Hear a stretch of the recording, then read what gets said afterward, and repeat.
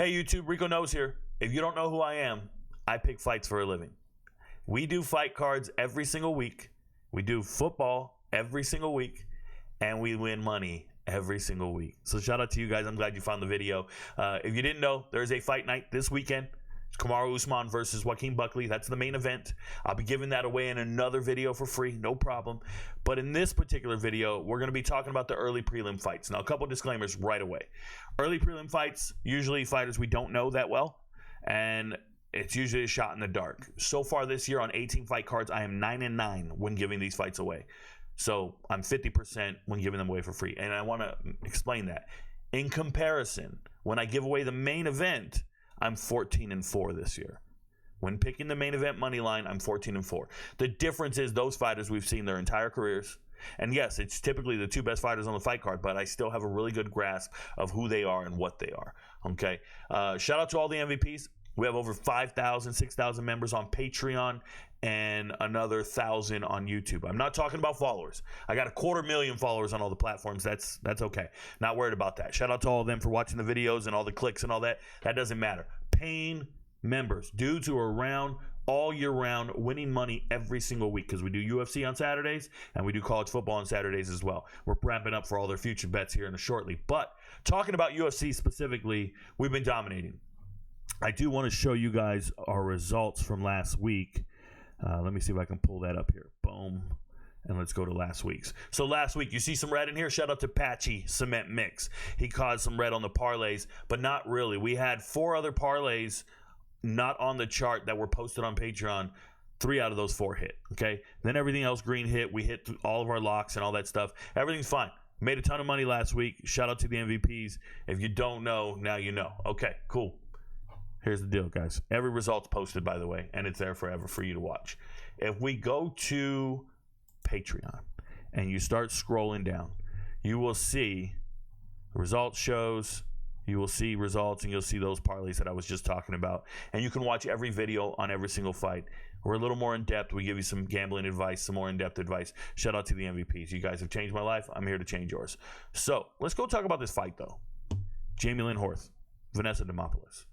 Early prelim fight, absolutely ridiculous prelim fight. I think it's a circus show, but it needs to happen. Okay, so let's talk about it. Jamey-Lyn Horth 7-2, Vanessa Demopoulos 11-7.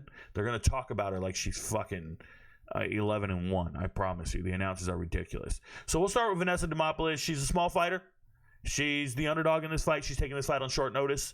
She is 5'2", 116. She's fighting one of the bigger fighters at 125. These are 2 different weight classes. So she took it on short notice. She's filling in, and she's going to be able to make the weight, but she doesn't have the muscle mass to fight up here. She doesn't have the muscle mass to fight at 115. We watch her get taken down constantly. Her last fight against Talita Alencar, she got taken down and dominated and couldn't get up off her back. It's Saturday night. She likes being on her back, whether she's in the cage or in a room somewhere. This girl, that's what she does. Now, the UFC talks about her very glowingly, and I'm talking about announcers, reporters, everybody, because she's a beautiful woman. She's extremely flexible. She looks appealing in the cage. I get it. But the reality is she's not a good fighter. She has some jiu-jitsu to her. She has the ability to do jiu-jitsu and win things, but not against Jamey-Lyn Horth. That's just not Lyn Horth. It's not real. And you can't think of her to win this fight in any way, shape, or form. And I understand she's a plus 450 underdog, which is absurd. Now, these odds are wrong on ESPN Bet. We can get better odds on FanDuel. So you can go get minus 590 and 410. But the minus 590, to me, is a lock. It's a lock. I don't see how Jamey-Lyn Horth loses this fight. Now, it's an early prelim fight, and it's a girl fight, so we could be wrong. But listen to me. Girls, decisions, going to judges, things like that, makes it very problematic. But just hear me out. Vanessa Demopoulos does not belong up here. She got dominated and out-grappled by a non-grappler. She's about to be in the cage with Jamey-Lyn Horth, who is much bigger, much stronger. She just put her up against the cage and just kind of fold her, manhandle. The only thing that's scary here is Jamey-Lyn Horth might be too strong and get a submission or a knockout. You don't want that to happen, because I'm going to tell you to take this by points, or it's going to the decision. It's going to the judges. It's going the distance, that thing, right? Jamey-Lyn Horth, her last fight was against Miranda Maverick, who's actually fighting Rose Namajunas this week, which is crazy, right? So you got the last time Jamey-Lyn Horth fought, she's fighting somebody on the main card. And now you're going to fight a total scrub in the early prelim. It's absurd, the difference in ability between Vanessa Demopoulos and Miranda Maverick. And here's the crazy thing. Miranda Maverick was a minus 1,000 favorite in that last fight. And Jamey-Lyn Horth still won a round. Yes, she still won a round against Miranda Maverick, which is absurd. But that's because she's a decision merchant. Both of these girls are. They've been going to decision the entire time they've been in the UFC. The only time Vanessa didn't go is because she got subbed by Amorim, right? Jacqueline Amorim is an amazing grappler and subbed her. Cool. I think these girls just lay around and give us some lickety-split decisions, and, you know, it is what it is. But give me Lynn Horth to win by points, things of that nature. Now, be careful when you're betting this, because you can go a little safer and go by chance, double chance. If you have that option on your sports book, double chance Jamey-Lyn Horth submission or points, because she might get a submission. She might just fold this girl, wear her the hell out, especially on short notice. Minus 340's there. Now the 190's fine, and obviously the 590's a slam dunk for me. So let me go pull up the fight card and show you what it looks like. And this is what it looks like for me. I'm going go the distance. Double chance is a minus 340. Now go the distance, I don't know what it pays, 310. I think it was just out there, so it doesn't matter. But then by points. So to explain the chart to you guys, if you see something green, if I make it green, I don't care what the betting odds are. The betting odds are irrelevant when I make things certain colors. That's the hardest bridge you MVPs have to cross. Like, the hardest bridge to cross is learning the color scheme and what it means, and then the trend, the actual results down here. Okay, if I make something green, it is 72%. Now 83% was last year, so about 78% lifetime. Okay, 78% lifetime. If I make a money line green, I am right 78-80% of the time. That's a fact. It's probably way more. It's actually more, because it's going to be 80%, because the 83% was across like 500 fights last year.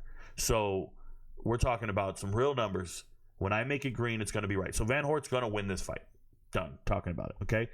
If I make it black, and it's not what it is black out here, it's 68%. That means it's a lean.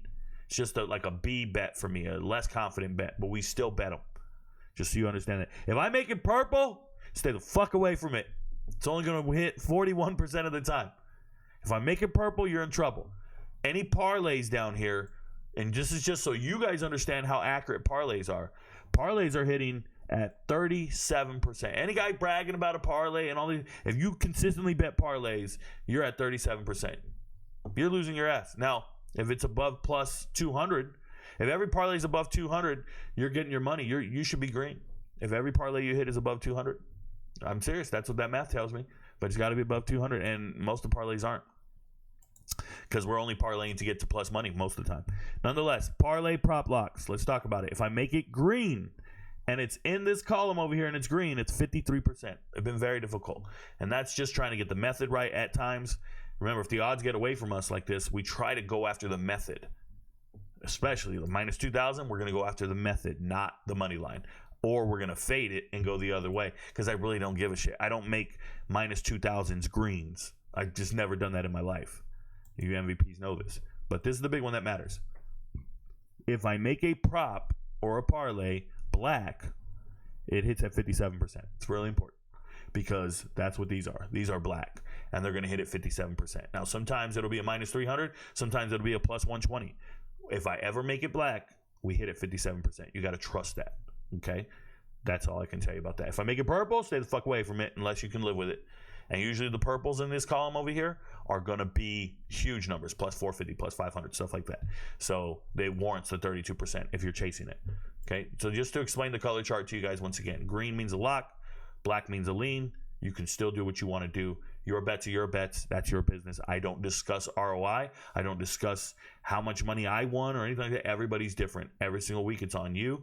Whatever you do is your business. Some MVPs are better than others. Your goal? Be better than you were before you met me. Be better than you were before you found the platform. That's all I can tell you. All right, MVPs? So shout out to my guys. But on this particular fight, it's a no-brainer. Jamey-Lyn Horth should win this fight. She's bigger, stronger, and should just dominate Vanessa Demopoulos, who can't get off her back. All right, don't overthink it. Your friends don't know, but Rico knows.